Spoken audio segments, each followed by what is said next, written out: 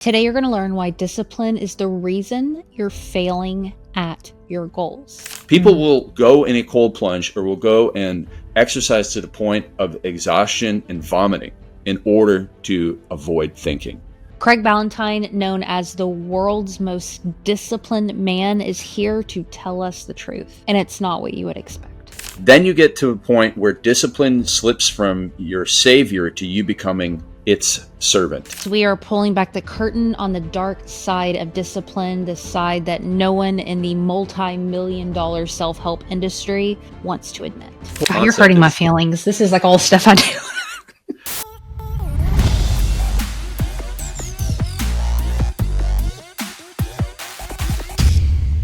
Discipline is like a double-edged sword. It has a bright side and a light side. And so I used to be a binge drinker, just like a frat boy and with all the bad habits. And discipline was my savior. It really helped me get rid of that. I had very introverted tendencies. It helped me overcome those things to go on and be a speaker and a coach and all those things. But then you get to a point where discipline slips from your savior to you becoming its servant. And we don't want that to happen. It is a very fine line, and it is happening more and more and more today. Social media has a huge impact on this, but also just the fact that most people listening are like me. They're wild horses is the phrase that I like to use lovingly, wild horses. We want to do everything, have it all, achieve everything. We want to accomplish it all in business, but also we don't want to miss out on our family time, and we want to take the family on amazing vacations, all of these things. And so it can become this all-encompassing pursuit of too much, which can get us into trouble sometimes.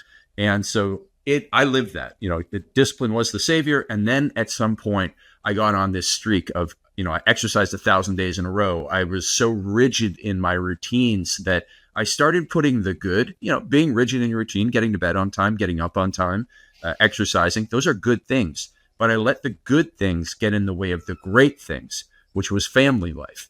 And I wrote the book because I had these systems in place for a long time about that we call effortless discipline, which we can talk about in a second. But I started seeing friends of mine, people that I cared about dearly, taking it too far, pursuing these discipline things that they saw on the internet in order to get, dopamine hits, but also virtual claps on the back from strangers. And they sacrificed their families to the point where they lost their marriages because they pursued discipline to the dark side. And it really, really hurt me. And it made me want to write this book.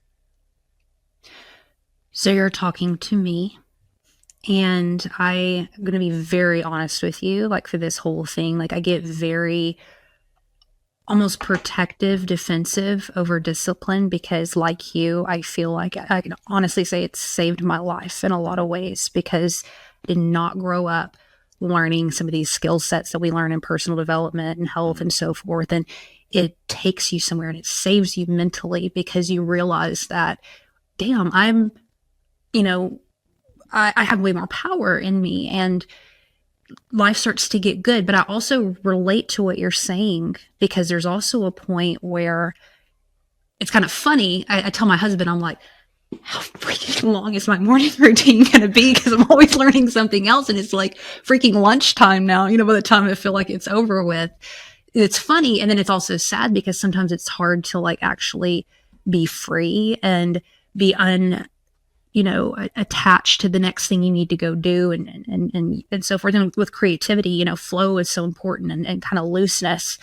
So there is a dark side to it. I guess my question to you is how do we stay disciplined to a point where we're pushing ourselves? Because one of the things you said, you don't need to punish yourself to improve your life. And I hear you, but also I feel like there does need to be, and you can push me on this if I'm wrong, struggle and pain for growth, an element of discomfort. That's what we've been trained and taught. You know what I mean? So messy ass question, but I'm just wrestling with this with you. No. So I grew up bodybuilding and exercising, regularly, and I was a fitness expert for many years. And so when you exercise to build muscle, and this is different than what most people are trying to do, lose fat, but when you exercise to build muscle, you must put a certain amount of tension, you must put resistance, and it comes with discomfort. But there is a point to which where you cross the line that there is a huge line of diminishing returns. So if anybody's ever gone to the gym, they've heard, do 3 sets of 10 or whatever on a bench press, for example. So 3 sets of 10 is generally research proven as a very good way of doing it. But if you can think then, well, if I do 3 sets, what if I do 6 sets? And you can get to the point of doing so much, whether it's in your morning routine, whether it's in your workout routine, whatever, that you not only hit a point of diminishing returns, that when you continue on, you get to the point where you can put yourself in the hospital. So there's something, if anybody's ever done CrossFit, they probably heard this word rhabdomyolysis, which is where there's so much damage done to your muscle that the metabolites that are released from your muscle can cause kidney failure. And it's a kind of like a badge of honor, and like this stupid badge of honor in CrossFit, which there are very many, where you go to the hospital. Like I had rhabdo, and it's ridiculous. But that's the same sort of thing with the dark side of discipline. Like everything in life that's good can be taken so far. Like, did you know that you can die if you drink too much water? Yeah. Right. Yeah. And so I like to tell this story because it's so mind-boggling that years ago when the Nintendo Wii came out, a radio station, I think in California, held a contest about drinking the most water and holding your pee the longest. And whoever did that won the Nintendo Wii. One of the women in the contest died in the contest trying to win a stupid video game console because these stupid idiots ran this contest. And so there is a point, just like in anything, there is a point where, first of all, you get the diminishing returns. And then some people take it so far where you not only get diminishing returns, but you get destructive returns. And so what we must do is we must simply ask ourselves this question, and it is subjective, but you have to know, is this habit serving me or am I serving this habit? If you are serving this habit, then it is no longer beneficial to you, or it must be reconstructed or reconfigured. Because you're right. I talk about this all the time. It even gets me is you open up this phone and you see somebody, whether it's Tim Ferriss or whether it is, the woman who wrote "You Are a Badass" or whatever. Like you see these people and like, this is my routine. This is the thing I do, and you're like, oh, well, that goes on the list then, I guess. And this goes on the list, and the next thing you know, the list is 21 things long, and you get up at 6 or 7 in the morning, and it's 9:30, 10, 11 o'clock. And as somebody who has written books, and I'm, you may hear this as well, is that there are people who are dying to get the book out. I had this book inside me. I've always wanted to write a book. Really, how long do you want to write this book? 5 or 10 years. Okay, have you tried writing the book? Yeah, well, I've got all these other things that get in the way. And it's the good getting in the way of the great. And as somebody who has gotten the books out, like to me, writing a book, when I wrote my first book, I'm like, man, I'm good. Like I don't have to do anything else in my life because that was such a major accomplishment to me. And then I know that when people have that same desire inside of them, but there's something else getting in the way of their lives, whether they do triathlons or they do long morning routines, it really breaks my heart to know that that book is never going to get out. And what do we get in return? So there's a lot of subjectivity to this. I understand, but that comes with getting a little bit of outside eyes on your life, whether it's through your own self-reflection and introspection. I'm a big fan of Stoicism. So, using that outside eyes, you can judge yourself, or, talking to you, like people who listen to this need to come to you, Heather, and say, help me on this. And, which of these things is serving me and which of these things am I serving so that I can get aligned, optimized, whatever word you want to use. And the next thing you know, your productivity is going to increase. Yeah. Help me think through this a little bit. Mm-hmm. You talk about kind of identifying your tens, like the most important goal, North Star, and putting that kind of effort, the 10 effort, into your most important task. And I think where my question mark is with that is I've been trained and I believe that we're, holistic beings. And so when I invest in running my ass off outside or lifting heavy or these morning routines or drinking my green juice or whatever, we're holistic. So that does play into my big 10. You know what I mean? I know there's an element of truth to that, but also I hear you when you're saying, well, yeah, Heather, but you're also spending 6 hours a day focused on these other elements that don't directly feed into that 10. But since we are holistic, you know what I'm saying? Like, help me rethink through that a little bit. Right. So there's a couple ways of looking at this. First, I'm going to tell a little story, and then we can come back to making sure that the holistic approach is structured in a way that is most effective and efficient for you so that you have the production that you want.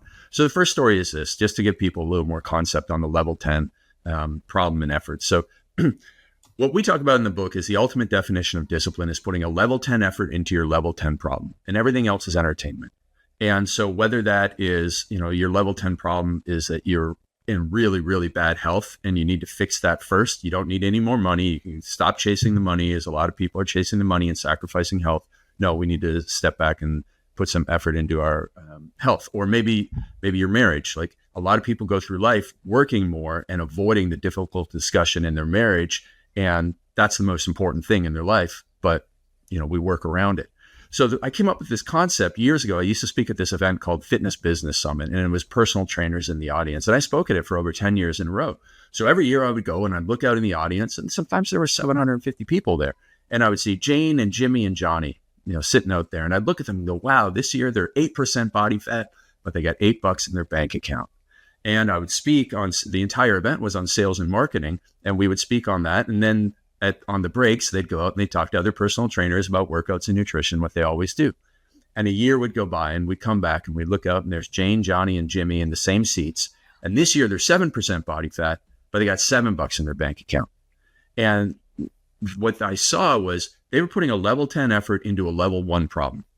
Mm-hmm. Getting down to 7% body fat from 8% body fat is a level 1 problem in your life. It does not need any attention, but they were putting their level 10 effort. Meanwhile, on the flip side, they were putting a level 1 effort into their level 10 problem, which was learning sales and marketing, having the courage to do it so that they could increase their income and stop being broke. And that's where I got that. And that's an extreme example. So now we switch over to your specific question, which is, these things are good, having the green juice, doing the workout, etc. But we need to know through our self-reflection and introspection when these things can be done and when these things should be done, so that you get the most out of your day. So, you can step back and go, all right, right now, maybe there's something you want to accomplish in your business. Maybe you want to write a new book. Maybe you want to launch a new course. Maybe you want to do a live event, whatever. That's like a level 10 opportunity. Doesn't always have to be a problem, but it can be an opportunity. So this is the thing that has to happen in order for you to, really reach your full potential, to be satisfied in the business, et cetera. And so what most people do is that they have these morning routines where they have to go and do these things. And this other thing, this level 10 problem or opportunity, which should be attacked first thing earlier in the day, gets pushed off. And it gets pushed off. And, somebody brings us a problem. Our kids get sick at school. We got to go and do this. I've got appointments this afternoon to take my daughter to the eye doctor. And if I thought, and I had a very important thing I had to get done before this podcast. We're doing the podcast at 8:30 in the morning. I had to write this article for Forbes before I did this. And it was challenging. And I was, but I was going hard on it because it was my level 10 opportunity of the day. I didn't think, I'll write it, when I get back from the doctor's office, because that ain't going to happen. So can a workout be done later in the day? Yeah. Can a green juice be had later in the day? Yeah. But can you really truly get level 10 effort into your level 10 opportunity or problem later in the day? In most cases, no. And so my earlier books really helped people redesign their days and their weeks with the concept of, there's a time of day called magic time. I made up that little term, where you're 3 times more productive, creative, and energetic. For most people, it's earlier in the day because that's where we naturally have greater discipline, willpower, and intention. And when we've mastered stuff, like for me, I'd never miss a day of exercise. Doesn't matter if it's like 6, 7 o'clock, 8 o'clock at night. If I haven't had my exercise, I'll go do it. It's a standard. I don't need to do it first thing in the morning and get it in the way of my most challenging thing. So I would say to somebody who really looks at the holistic thing, like, all that stuff can be done and should be done for your benefit. Okay. But it probably can and should be done at a different time of day if we feel like, man, there is something I'm just not accomplishing, and that's been going on for too long. And so, I challenge people, and I have a lot of conversations like this about, listen, we can have all the stuff that you want, but we just need to reschedule the day, because you're going to get to those things. But the thing that we're not getting to, it needs to be given that level 10 energy and effort. My husband's name is Brian Parody, and I just want you to know he would love to be your best friend because everything that you're saying, he says to me all the time. I just I'm saw this thing on Instagram, which your situation reminded me of, because I used to coach before the pandemic. I did these live events, and oftentimes this small group, and oftentimes husband and wife entrepreneurs would come, and I would give advice, and then on the break they would pull me aside, or they might even just say it in front of their spouse. They would say, after the spouse went, "That's great advice," and then the spouse would look at them and go, "I've been saying that for 5 years," but they need to hear it from somebody else. Yeah, he'll always say, he's like, "Well, why don't you listen to your podcast guests? I'll tell you this stuff." And I'm like, "I just need another opinion." Right. But I mean, again, I think there's a lot of, and I appreciate that you talk about identity a lot as well, because there's a lot of identity wrapped up in the accomplishing and feeling like they're to get weird and woo and deep on y'all, but you know how we do here. What does it say about me? If I can't accomplish a lot or do more things, and we're always chasing after something. And there's an element of that I really love. I've had a few folks on the show tell me, and I'm open to people pushing me on this, that ambition is trauma. And I don't fully agree with that, because I like being ambitious and I like going after things. There's an element of fun to it, and I want to push myself. And also what you're saying is 100% accurate. I have a short film I've been writing for a freaking long time, and I'm supposed to do it in the morning, but guess who's, running a marathon and signing up for marathons and training in the morning now, and pushing that off. So I hear you. I think where my next question to you is like, how do we know when we are pushing ourselves to a healthy level? Because there needs to be some challenge there, and are even challenging our own narratives, versus we're avoiding something. Because I feel like your audience is very specific. You're talking to the high achieving folks. Mm-hmm. Because most Americans don't, I think, struggle with that as much. But two, there does need to be a level of, you said discomfort, but I'm just having a hard time with that. Well, yeah. Okay. So, so stepping back, what I've found is that the hardest thing of all, the hardest discipline of all to do is thinking and get your orientation right. And if you don't get your orientation right, then it's easy to be going in the wrong direction, super hard. And so for the people, like, for example, my friend that lost his marriage, like, his orientation was around impressing other people outside of his house. But, it's like being in LA and wanting to go to New York and going as fast as you possibly can in west. Like, I can go really slow east and I'll still beat you. And so when you get the orientation wrong, when you don't do the thinking, when you don't understand your big why, the vision for your life, now all of a sudden you're making decisions through a more reactive filter. Like, okay, I just finished this one challenge. I need to go and find another. Do you need to go find another right now? Or do you need to figure out exactly what's the most important thing that will leave you happy and satisfied when you're 85 years old in your artificially intelligence-powered rocking chair? Or do you need to go and satisfy an immediate need to fill up your time right now? And I use the example in the book, maybe you didn't get to it, but I talk about how Charlie Munger was the world's most disciplined man. Mm-hmm. And anybody who knows Charlie Munger, who passed away at 99.9 years old, you would look at him and you go, look, that guy doesn't look disciplined. He doesn't have a long beard and tattoos, and, I can't picture him doing an ice bath. But that's not discipline. Discipline is knowing your race in life, running your own race, being comfortable in your own skin, and avoiding following the crowd. And that's everything that Charlie did. And Charlie ended up with everything that most men want, which is money, power, and respect, and marriage and a strong family. He had all of those, and yet he never exercised a day in his life after he was 18. And he wouldn't do any of the silly things that he saw on Instagram that people do. He would laugh at it because he just tried to avoid failure. And so Charlie and Warren are famous in the investing world for actually not doing that much. And that's the discipline. Everybody thinks that when you do a whole bunch of stuff, then your calendar is full and you're always sweating and running around, that person must be disciplined. But that's reactive. That's reactive and busy. And is it accomplished? because activity and accomplishment are not the same thing. And so this book is about a thinking person's approach to discipline, which, as you said, it's not really for the average American. It's for the high performer. But most high performers will reject it because I'm asking you to stop and think. And thinking is one of the most difficult things for people to do, because when you think, when you truly are thinking, there's no audiobook in your head, there's no podcast, there's nothing, you can't use your Spotify playlist. You actually have to sit there and be alone with your thoughts, or perhaps with a spouse or a business partner, and you have to do very hard mental work.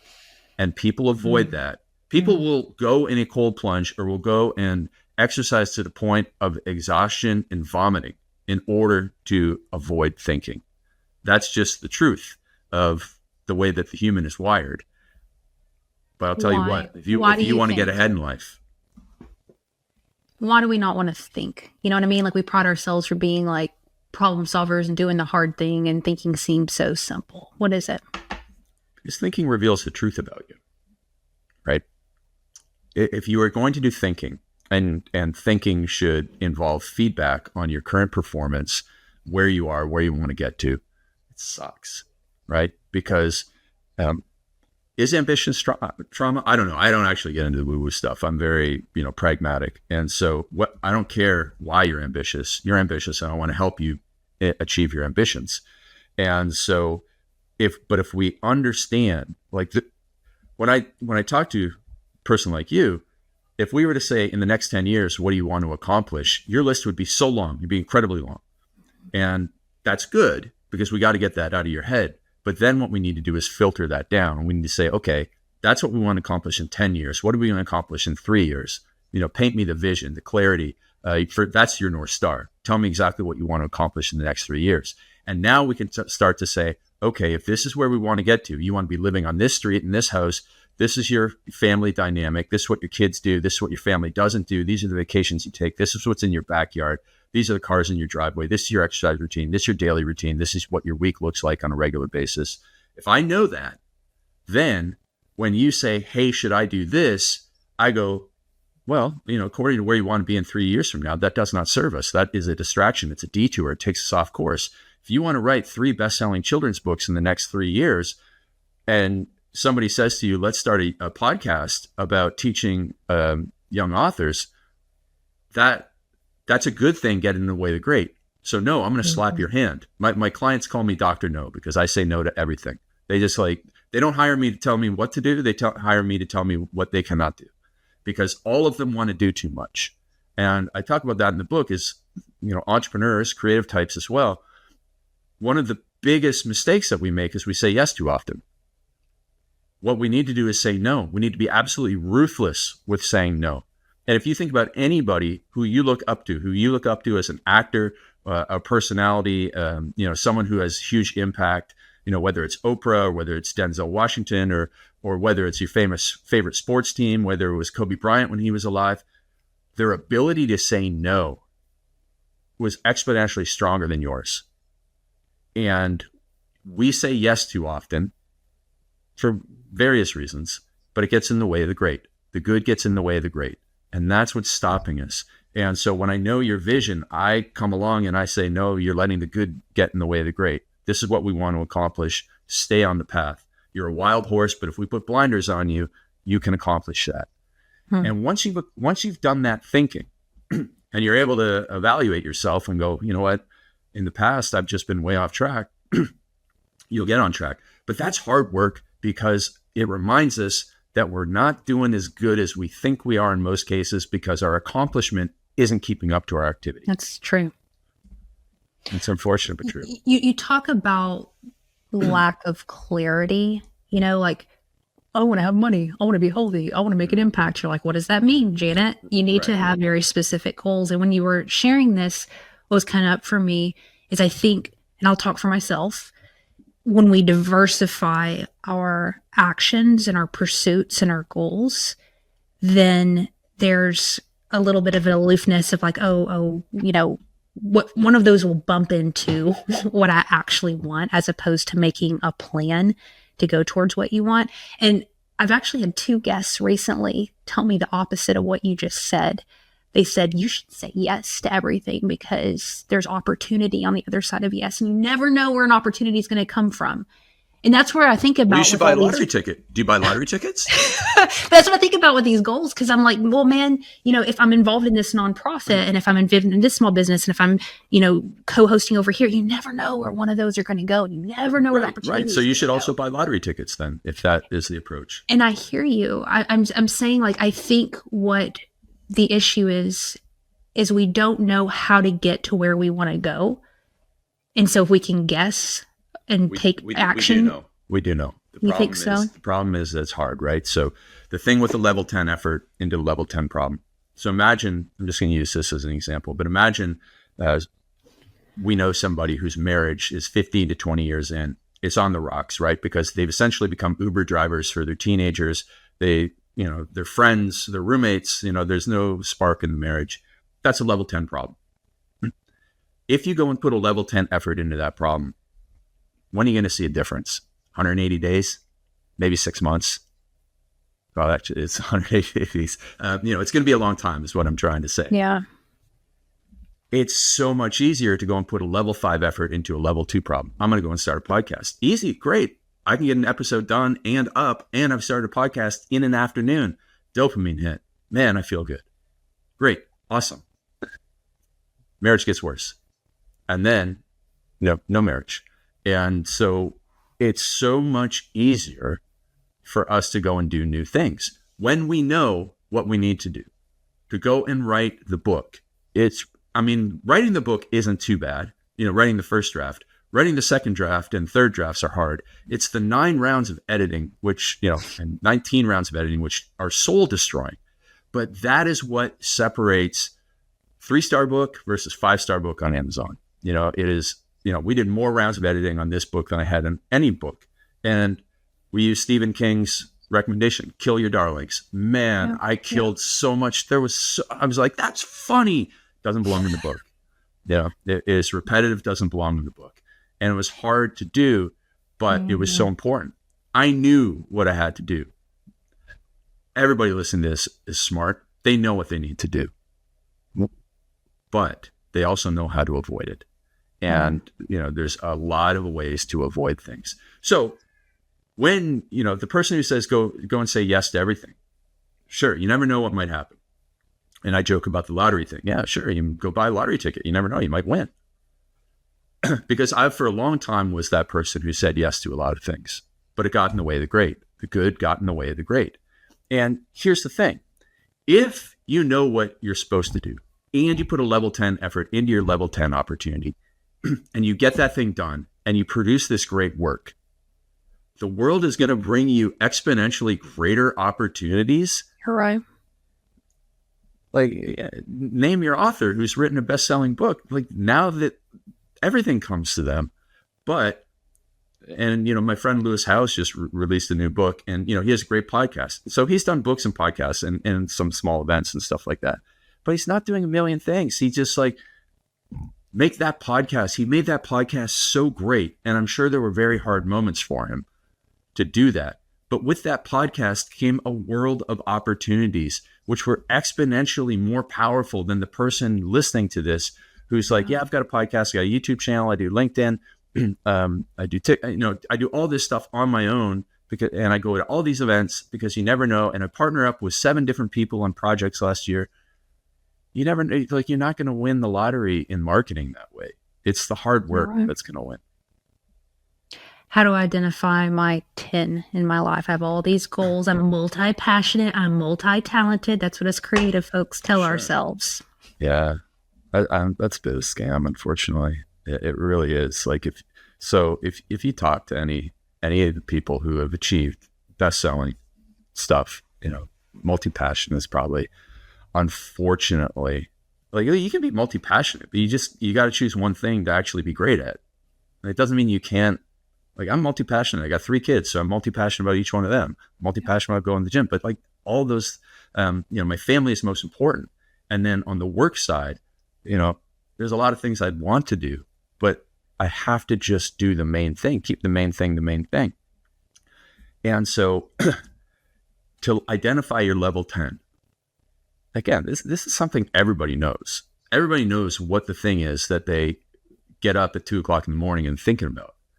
They know when they wake up in the morning, the first thing that comes in their mind that is negative, that's the thing. That's the thing that is the level 10. And whether it is, again, it's whether it's your credit card debt, whether it's your relationship issues, whether it's your health is on the brink, or whether it's, I haven't written that book that I was put here to write, or whether it is, I haven't released the course that I said I was going to release, 2023, or it's just, things are working really well right now. We got to go and put more energy into it, but I want to go and do this other thing. No, we know the thing.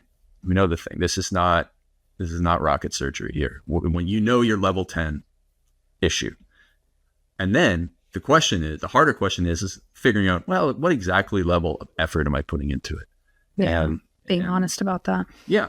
And then what you do is you go, well, what would a level 10 effort look like? And this is a question I ask all my clients. And we work with people in all types of industries. So I was just working with a guy who owns a pet food company, a pet food manufacturing company. And I said, what's your level 10 problem right now? And it's about getting grant money in. And I said, okay, what level of effort are you putting in? He's probably about a 6. And I go, great. So what would a level 10 effort look like? And he wrote down 5 things that would take his level 6 effort to his level 10 effort. And they were all very doable. They just all were, kind of sucked. They were work. And so back to the whole suffer and sacrifice thing. Suffering is going your life with a book inside of you and not writing the book. That's suffering. Sacrifice is putting off your workout for an extra hour to go and write the book and get it done. And sacrifice and suffering are not the same thing. Suffering is deep. And, sacrifice, like if, when somebody's overweight and they have to lose weight, there's sacrifice, but it's not suffering. Suffering is staying at 400 pounds and dying at 58 years old. Sacrifice is exercising, not eating a donut every day. That's just sacrifice, but you get a long-term benefit from it. Suffering is the opposite. When I think level 10, I think quitting my clients, quitting content, quitting all these other nonprofit, all this stuff, and writing until the film is done and producing it and all that. Now, I can't do that.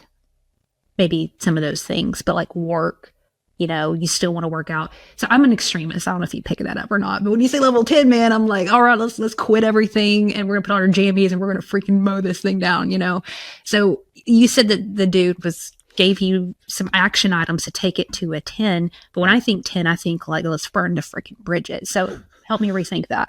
Oh, okay. So you want to take it to 11, which is fine. So write down what it would look like to go to 11.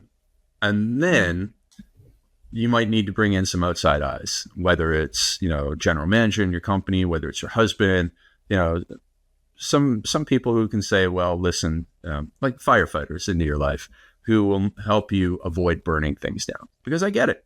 I totally understand what you mean. But there are certain things we can't do, but there are a lot of things that we can do. And so there are seasons of life that we have to go through. And again, this is the superpower of saying no, the discipline of saying no. It doesn't have to be like no, which means never. No can also mean not now. It can mean, listen, give me 3 months. I'm going hardcore on this screenplay for the next 90 days. And so that means that I will be missing every other meeting, for the nonprofit. I'm just making stuff up here, right? Theoretical. I will be cutting back my work meetings from 6 to 2 meetings per week. Mm-hmm. And, like I push people to do this all the time. We have people who run multi-million-dollar businesses who are in 1 meeting a month, because most meetings can be either a 5 bullet point email or a 3-minute lib. Yeah. But we just accept this idea that whenever somebody has to talk about something, we have to bring in 5 people and have a meeting about it, which is not true. Yeah. And so we must test a lot of our assumptions. But let's just get it down. Let's just play some mental gymnastics and put down, here's what a level 10 effort would look like into this thing that I consider my level 10 problem. Yeah. And then let's talk about what's, realistic and what is not, and what sacrifices we can make.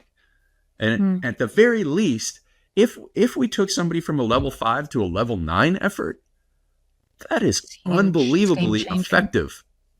Yeah. Up to this point, we've talked about saying no to the good to say yes to the great. And one thing I wanted to bring in that you address in the book is some of the not so healthy habits that we have. Like you have a section on alcohol, pornography, stuff like that. I'm curious, like how your approach is. Like, let's say someone is really struggling with drinking too much or whatever. Do we put like this level 10 effort into addiction and so forth? Would that be kind of like replacing some of these?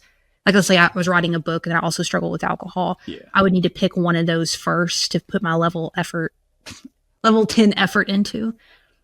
Yeah. So, so first of all, let me say, like, if you have an addiction, you need professional help. This book is, I mean, listen, I was a binge drinker. So I think if somebody's a binge drinker who, isn't physically addicted to alcohol, this system, the systems that we talk about in the second part of the book, they helped me. They've helped many people with, I want to use the phrase casual addiction, but you got bad habits, right? You got bad habits. We use the phrase you're in a doom loop, and whether it is pornography or whether it's watching too much Netflix or whether it is just drink a little too much alcohol during the week or binge drinking on the weekend or whatever, like you can use these systems to overcome that.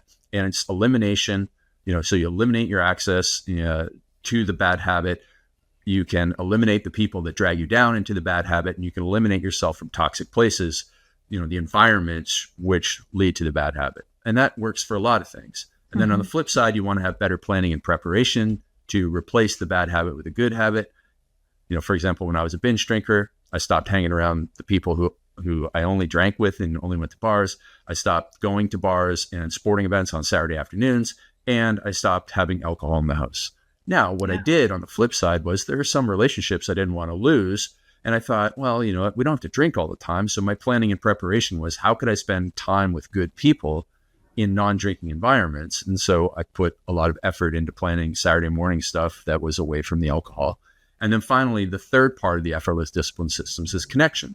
So accountability to somebody you deeply do not want to disappoint can help you move mountains in a lot of these bad habits. So, if you are watching 3 episodes or 4 episodes or 6 episodes of Netflix every night, what you might do is you might say to a friend, I'm going to check in with you every morning. I'm going to tell you how many episodes of Netflix I watch. My goal is just watch 1 episode every night. And, I'm going to check in with you the next day and tell you, and I'm going to tell you why I watch more if I did. And your behavior will change quite dramatically because you don't want to disappoint that person. So that alone can make a huge, huge impact. You have those 3 things in place: elimination of the bad habit, planning and preparation for the good habit, and connection to hold you accountable to following through. And you can make significant changes with negative behaviors, and you can significantly improve your production on the good behaviors.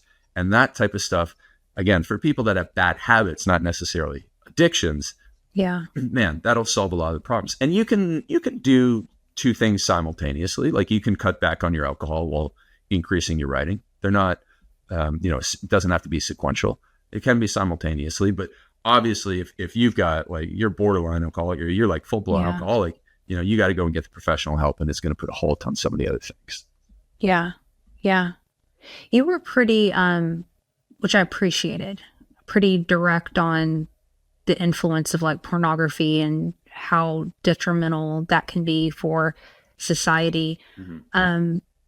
How much of the bad habits, not born into addiction, do you think are actually affecting some of our big goals? Well, anything that takes your time and energy away from, we all have a limited amount of mental brain power. And so if you think about like the computer, for example, like, years ago, I used to have this old laptop and, it would slow down because it would give me this warning that, 90% of the CPU or 99% of the CPU is being used. And so if you have a bad habit that you are hiding from other people, or that you feel ashamed of, or that you think about all the time during the day, if you imagine your brain as a CPU, uh, you're losing so much of your creativity to figuring out how to support your bad habit, hide your bad habit. Right, So right. I'm not judging the bad habit here. I'm just telling you that how can you be massively creative when you are in that bad habit? It's the same with like a scarcity mindset. And, we coach a lot of entrepreneurs who have a scarcity mindset and who are, we call them panic button pushers. So a beginner entrepreneur is often a panic button pusher. Like I got a 2-star review on my book. I got a refund on my course. Like it's the end of the world. One of our team members left. It's not the end of the world. But when they push the panic button, their emotional regulation is completely off, and they lose a lot of mental energy to that and a lot of bandwidth. And that's just going to slow you down. It's going to put so much drag on you. So back to the bad habit. The bad habit is probably costing you in time. Like, you're wasting your time watching Netflix, or you're hungover because you drink too much alcohol and you're not performing at a high level. So that drags you down. But the whole, man, it's like a full-time job hiding this from some other people. Yeah. That also obviously gets in the way. Like, how are you going to be productive and effective when you have that holding you back? So it's much better for you to get out of your vices, to shift your identity, to go from the type of person that, I drink too much to, I'm not controlled by alcohol. I don't, drink alcohol. I'm not the type of person who consumes alcohol. You're going to be much more free. And then that way you're going to be able to perform at a much higher level. How do you teach folks to become more self-aware? I've only heard it through the woo way, and you said you're not woo, you're more in like stoicism, which I'm just now learning a little bit about. But what are ways that we can kind of, because when you're talking about, hey, just thinking and getting quiet and really knowing what you want or whatever, if we haven't freaking built up that muscle, man, we can be so freaking blind, Sure. That's a really good question. And so, I'll address it on the, reflection and introspection, and then also on the vision part. So Stoicism teaches you to look at yourself externally. So one of the things, little exercises that I have in the book is called watching the movie of your day. And you have a movie script. Most people have a movie script for their day. It's called their to-do list, their schedule, their Google Calendar. So you can open that up at 5, 6, 7, 8 o'clock at night, and you can compare your performance. How did the movie play out versus how the movie was supposed to go? And if it starts off, 6 o'clock, I was supposed to get up at 6 o'clock. Well, at 6 o'clock, I hit the snooze button twice. So I got out of bed at 6:20. So right there, we can see something's got to change. Because 6:20, now we're rushing around. We over caffeinate, we consume a donut, we get caught in traffic. Because if we had gotten up on time, we would have been able to eat properly, and we would have been able to avoid traffic. Now we're in traffic, which depletes more of our discipline and willpower, because, we want to shake our fist at somebody and we hold that back.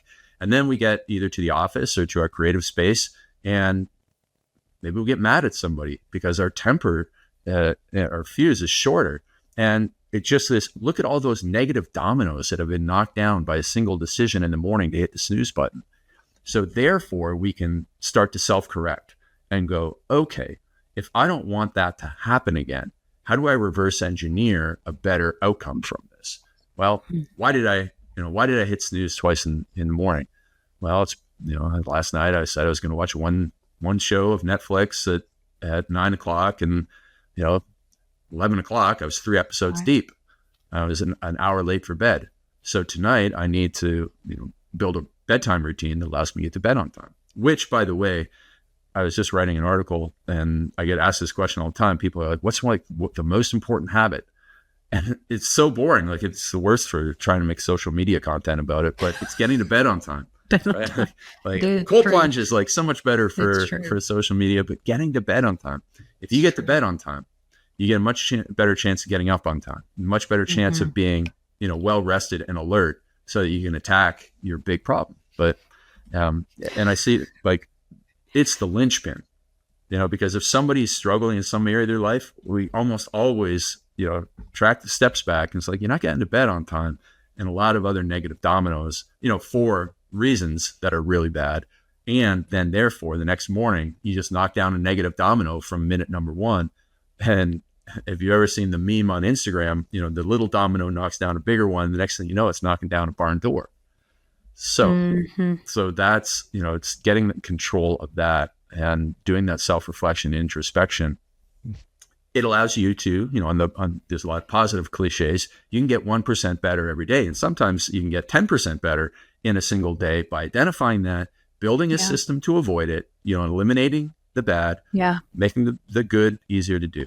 And then on the other side of things, like a lot of people have never created a vision for their life. It's very difficult for them. And, and it is because, have you ever done the Clifton Strength Finders test? A while ago. I don't remember what it said. Yeah, so I did mine a long time ago, and I forget what my top 5 were, but 2 or 3 of them were like futuristic, strategic, and visionary thinkers. So it's a bit of a double-edged sword, but I think in the future a lot. Like I plan things out a lot, and sometimes it's a little bit of overkill. It can be the dark side of planning, but it comes so naturally to me. And so I created a little system, kind of like if you remember when you were a kid, maybe you had those little Mad Libs books where it's like, you fill in the blank. And you can fill in the blank somebody's vision for them. So in 3 years from now, I want to have, here's where we're going to be living and here's who I'm going to be with celebrating our accomplishments. Okay, great. So, people can start to think, well, in 3 years from now, I'd love to be with these people at this location celebrating, my life. All right, great. So then what are the 3 biggest accomplishments that need to have happened in the next 3 years? 1 personal, 2 professional. Well, in 3 years from now, I need to get married, because, I'm dating this girl who I need to ask her to get married, and we need to get married in the next 3 years. That'll be an amazing personal accomplishment. And then the 2 business ones, I need to finish my first book, and I need to create a course that goes along with it. Great. Okay, awesome. So now we're narrowing it down because there's a million things you want to do, but I'm telling you, you only get to pick 3. And then we can do a couple more things after that. And when you have that in place, it's the North Star, straight line to success, and keeps you off the dangerous detours. And you combine that with daily self-reflection, and my goodness, you can become a very happy, successful machine at getting stuff done in life. And less stressed. Yeah. And less stressed. Yeah. I got one big question left for you. We're going to figure out where people can connect with you, grab your book, and then I have my final question. So here we go. Big question. You're known as a discipline dude. You've been talking about this for a long time. People come to you to learn about how to become more productive and optimize their days. And then you come out with this book. And I'm sure there was something that you've learned through your years of practicing discipline that maybe you used to teach that you've backtracked and said, I don't necessarily agree with this anymore, or maybe something you practice that you've decided there's a better way. But what, in this specific topic, the dark side of discipline, was there anything that came up for you in the research and the writing and talking to people where you relearned something that surprised you? So I think one of the biggest things, the mistakes that I made years ago was thinking that, you have to do something every day, that the streak must be kept in place. And the streak, the whole concept. You're hurting my feelings. This is like old stuff I do. So I lived in Toronto for a long time, and in Toronto you get some pretty nasty winters, and every winter I would see, it'd be like this ice storm or something, and you'd see these people who couldn't lose their running streak, outrunning, right? And you'd see them wipe out, and you know that they can't run for the next 6 months. Of course, they're runners, and they're going to run through the pain and make their life worse. But it's just so ridiculous because I wasn't a runner. And everybody listening to this knows somebody who does something on a streak basis and it's ridiculous, but they're so myopic about it that they can't see how ridiculous they are being. And I was that way too. So I used to have this, 1,000-day exercise streak, and it was so silly for so many reasons. And, I worked out in an airport lounge bathroom. I mentioned it in the book, like that was like the point where I was like, I'm probably going way too far with this, because it doesn't matter. Like there's so many things that I did. I swung the pendulum too far, but I swung the pendulum too far so that people won't, because I realized what was so unnecessary. Yeah. And so I'm, waving the warning flag. And I think that whether it's writing every day or whether it is exercising every day, those are great. But the world is not going to end if you miss a day. That's just not. It doesn't mean you're not disciplined. And so I really dislike these challenges, like 100 push-ups in 100 days, because there's so much potential for failure in that. And also it's a pointless routine anyways.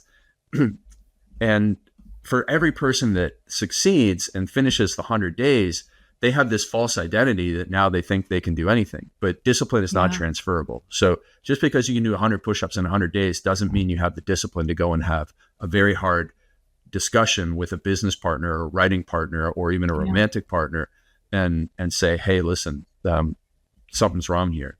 Like 100 push-ups in 100 days doesn't translate. Let me push you on that a little bit, because I know for me, like, let's say I'm going to cut out sugar out of my diet. Dude, I have to go into the pantry and throw away everything in this house, because Brian, he will like be able to say no and only eat it on Tuesday afternoons and all this stuff. Me, I can't do the temptation. So I'm an extremist. I have to get rid of everything or go on a challenge or do something, because, and maybe that's a lie. You can push me on it. But are there people like me who have to kind of go all in on something in order to see progress? Well, that's a specific thing, right? But if you were to do that, that doesn't guarantee that you're going to, finish writing the screenplay or the movie, right? Yeah, so what I'm saying, and so the example, I use this example in the book, an extreme example. Tiger Woods was known as the most disciplined golfer. He was on the range 12 hours a day, 14 hours a day. His opponents feared him. And yet he was messing around with, 30 plus women. He was the most undisciplined man. Yeah. He was the same person. He was the most disciplined and the most undisciplined in the same human being. Discipline at golf did not mean he was disciplined in his marriage. It is not a transferable trait. Yeah. It's like saying, I'm going to go and squat 1,000 pounds by only doing leg extensions. That's not how it works. And so if you have to go to extremes to change a thing, I had to go to extremes. I had to lose friends. I had to stop going to bars. I had to stop going to sporting events in order to stop my binge drinking. Today, I can go into any bar. I can go out with any person. I can go to any sporting event, and I will not drink alcohol. So you sometimes have to go to extreme in order to gain back control. But just because you do that in one area of your life does not guarantee it's transferable to another area of your life. Yeah. And that's one of the things I was trying to get through. And that's about the streak too. I want everybody to go buy this book, The Dark Side of Discipline. I'm going to be honest with you. When I first saw the title, when I first read about it, I was feeling a lot of resistance, man. And I was like, I don't know. I don't know if I agree with this. I don't know what I think about this. My feelings started getting hurt because, I've just held on to a strong identity around more. But then digging in will really challenge me of like, Heather, what the hell are you avoiding? Is this a cop out? Is this a way to make yourself feel better, but not actually do what you said you want to do? And so really appreciate this work. I love it. I will be linked up in the show notes. Is there anything else you want to direct our listeners to? If people want to, carry on the discussion, you can hit me up on Instagram at Real Craig Ballantyne. That's the one where I hang out the most, the one social media. And I really appreciate it. And I will say, like, I've done a lot of shows, and the two best shows that I've had are with people who had the same perspective. So you and this other woman who were like, when I opened this book, I was so angry at it, but it's the best conversation because, it's so much better than getting the softball questions. That's it. And I'm looking forward to following you on Instagram and seeing you come up with some go to bed early content. There's a lot of ideas there. You have to do it funny though. It's like, like sketches and stuff like, I got to go to bed early. It's a sexy thing to do. Exactly. Last question. What is something in your life right now that you are deeply questioning? It can be something very silly and small. Like I'm always questioning why I'm in my neighborhood Facebook group because it's the worst. Or it could be something deep or related to what we talked about. But what's been on your mind lately that you don't have the answer to? I don't have the answer to. I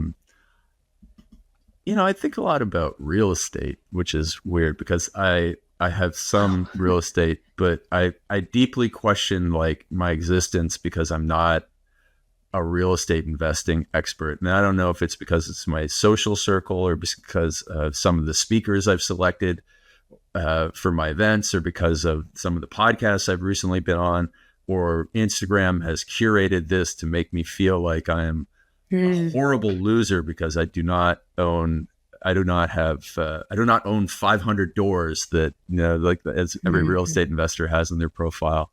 I think about that way too much. Interesting. I think, I'm a human. Like, though I write these books, I'm human. I'm a slave to mimetic desire, as many people are. And it takes a lot of systems to help me, to keep me on the straight and narrow and do what I need to do. Craig, it was so cool meeting you. Thank you for your time today. Thank you.